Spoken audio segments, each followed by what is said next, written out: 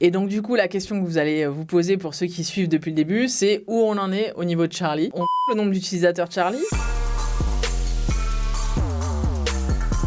Salut YouTube. Bon, on est lundi 18h42, c'est reparti pour une nouvelle vidéo ensemble. Et comme je vous l'ai promis, c'est le retour des chiffres. Je sais que certains d'entre vous les attendent. Donc, sans filtre, c'est parti, je vous dévoile les chiffres depuis la dernière vidéo. Bon, sur TikTok, clairement, c'est la grosse progression. On passe de 300 et quelques abonnés à 5650 abonnés et on a fait plus d'1 million de vues, 1 300 000 vues. Donc ça fait grave plaisir. Par contre, ce que j'ai compris aussi, c'est que les abonnés TikTok sont pas forcément ceux qui regardent tes vidéos. Je m'explique. En fait, si tu vas pas dans l'onglet pour toi, tu vois pas les nouvelles vidéos des chaînes auxquelles tu es abonné. C'est presque comme s'il fallait repartir à zéro à chaque fois que tu fais une nouvelle vidéo. Je me rends compte qu'en fait, TikTok, le plus intéressant, c'est de l'utiliser comme un outil en fait pour faire découvrir. On va pas forcément créer énormément de récurrence ou une communauté très engagée. C'est à chaque fois du nouveau contenu qui est poussé et donc il va falloir que je prenne ça en considération dans les prochaines vidéos que je vais mettre sur la plateforme. Sur YouTube, bon, on a passé le cap symbolique des 1000 abonnés. D'ailleurs, je ne vais pas recevoir de trophée puisque c'est qu'à partir de 100 000, donc autant vous dire que la route est encore bien longue. Mais je suis contente parce que voilà, symboliquement, c'est sympa d'avoir passé ce cap-là. On pourra faire des lives. On n'a pas eu le quota d'heures encore. Aujourd'hui, on n'a pas ce qu'il faut encore pour pouvoir faire ces lives. J'espère bien qu'on pourra atteindre ça. A priori, si on continue comme ça, avant la fin du premier semestre 2023, on devrait y arriver. Je garde le rythme, une vidéo par semaine tous les lundis à 18h42. C'est pas toujours évident parce que ça fait quand même beaucoup de taf en plus de ce que j'ai à faire évidemment au quotidien. C'est pas mon métier faire du YouTube. Mais par contre, c'est vrai que c'est intéressant. Je commence à avoir une communauté qui revient, des gens que je retrouve chaque semaine en commentaire et ça évidemment ça fait énormément plaisir. J'espère que ça va continuer comme ça. Il y a eu quelques formats intéressants. Alors j'ai testé ce mois-ci des interviews très longues. Alors il y en a, je sais, qui ont adoré, d'autres au contraire qui ont trouvé ça beaucoup trop long. Bon, je vais voir, je vais continuer à faire du test et voir dans les prochaines semaines les formats qui vous plaisent le plus. En ce qui concerne LinkedIn, j'ai enfin franchi le cap d'écrire. Ça n'a pas été simple, j'essaie d'écrire au moins 3 fois par semaine. L'idéal, ça serait au moins un post par jour. Mais ça y est, je commence à avoir un peu plus d'interaction. Je vois aussi pareil des gens qui reviennent à chaque fois dans les commentaires. Voilà, le plus dur, c'est de s'y mettre. Alors, je me suis fixé en fait une espèce de petite routine. Je mets la musique dans les oreilles, je me concentre et j'essaie d'écrire mon post. J'accepte que ça soit pas parfait, j'essaye par contre toujours de me dire de la valeur, écrire pour rien ça a aucun intérêt. Et j'ai découvert une petite extension qui s'appelle Perfect Post qui m'aide pas mal pour savoir voilà si j'ai bien mis comme il fallait les hashtags, les emojis, personnaliser un petit peu mes textes, mettre du gras, l'italique, bref,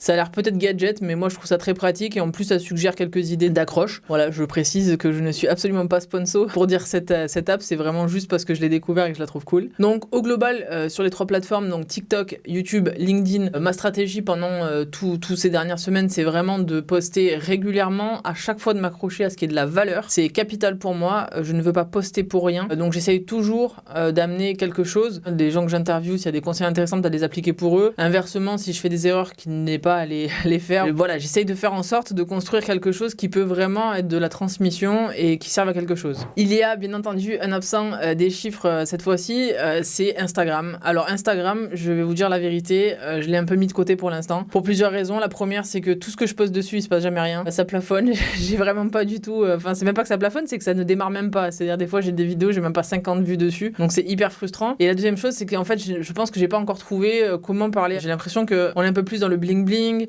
dans le m'as-tu vu, dans l'image, dans ce qu'on représente, en fait, en tant qu'entrepreneur, si on veut que ça marche sur Instagram. Mais moi, je me retrouve pas forcément dans ces codes. Donc, j'ai pas encore trouvé quelle était la manière d'utiliser ce réseau pour moi. Alors, j'abandonne pas définitivement, c'est juste que je mets un peu de côté pour l'instant et j'y reviendrai plus tard. Si le contenu de cette vidéo tu le trouves intéressant, like et abonne-toi, ça prend 2 secondes pour toi, par contre pour moi ça me force à faire plus de vidéos. En tout cas, ce qu'il y a de certain, c'est que cette stratégie de création de contenu a une réelle répercussion sur l'activité de mon business puisque c'est aujourd'hui principalement grâce à ces contenus que je crée que j'attire de nouveaux utilisateurs sur Charlie. Et donc du coup la question que vous allez vous poser pour ceux qui suivent depuis le début, c'est où on en est au niveau de Charlie. Alors je vous affiche la jauge. On double le nombre d'utilisateurs Charlie, donc je suis hyper contente parce que c'est pour tout ça que je fais ça. Et donc je suis ravie de voir que voilà, on a vraiment bien grimpé en termes d'utilisateurs sur ces dernières semaines. Bon, après, je vais pas vous mentir, l'objectif étant de 1000 utilisateurs avant le 31 décembre. Au plus on se rapproche de l'échéance, au plus je sens que cet objectif que je me suis fixé est vraiment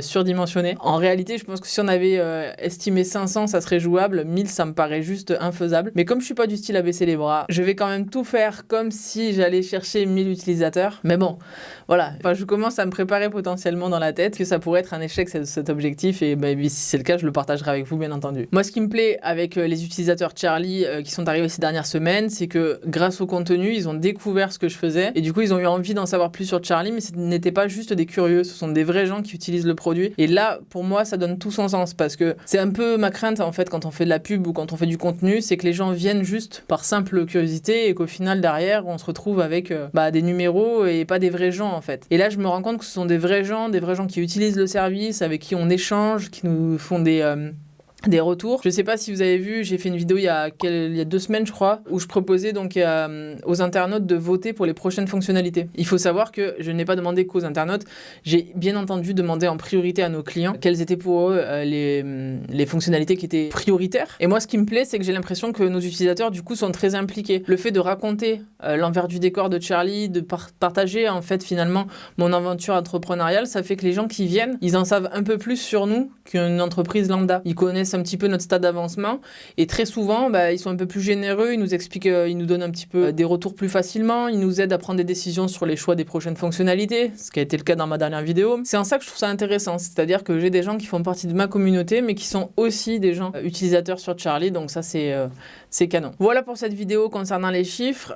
De toute façon, on essaye de garder l'objectif des 1000 même si on sait que c'est un peu tendax. Je vous ferai donc le bilan de l'année, je vous fixerai les prochains objectifs évidemment à atteindre. J'espère que cette vidéo vous a plu. On a pas mal de nouveaux invités qui vont arriver aussi. Il y a quand même du lourd qui arrive. Donc j'espère que ça vous plaît ces formats. Si vous avez des commentaires, tout ça, n'hésitez pas à réagir et à me dire s'il y a des gens que vous aimeriez que j'aille rencontrer ou que j'aille interroger. Suggérez-moi des noms en commentaire. Bon, et puis la classique, surtout, voilà, n'hésitez pas à vous abonner, mettre la petite clochette et le pouce en l'air. Ça prend pas longtemps pour vous, mais pour moi, ça peut m'aider vachement. Écoutez, je vais vous souhaiter une très belle semaine. Travaillez bien, amusez-vous bien et on se retrouve lundi prochain 18h42 pour une nouvelle vidéo. Allez, ciao!